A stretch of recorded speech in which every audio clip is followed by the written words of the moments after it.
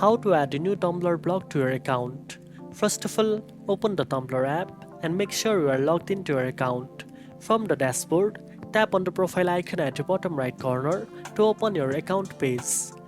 Next, tap the downward arrow in the top left corner next to your current blog name to open the blog switcher menu. Here, select the option Create a new Tumblr. Now enter the blog name, make sure it's not taken, and tap on Save. It will take you to the appearance page where you can edit your profile picture, blog title, background, and more. After that, tap on Save to add the new blog to your account. Your new Tumblr blog will now appear in your blog list and you can start customizing it and posting content right away. If you ever want to switch between blogs, just tap the profile icon and select the blog you want to manage. Now you know how to add a new Tumblr blog to your account. If you found this video helpful, don't forget to like, share and subscribe for more tech tips.